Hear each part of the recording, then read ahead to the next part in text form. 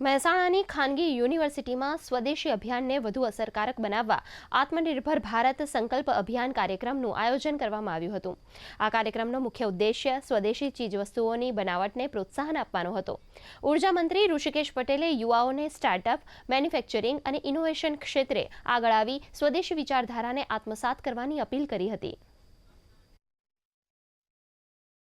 આત્મનિર્ભર ભારત એ કેવળ નારો નથી, સ્વદેશી એ કેવળ નારાની જગ્યાએ દેશને મજબૂત કરવાનું અને આવતા સમયમાં દુનિયાની સાથે દોડવા માટે જીડીપી અને અહીંના લોકોના હાથમાં કામ આપવાનો જે નારો ગાંધીજીએ આપ્યો હતો, આઝાદીના સમયકાળમાં એને ભૂલાવી દેવામાં આવ્યો। એ ફરીથી દેશને પ્રગતિના પથ ઉપર મૂકવા માટે અનેકવિધ નવી યોજનાઓ સરકારે આદરણીય નરેન્દ્રભાઈએ મૂકી છે।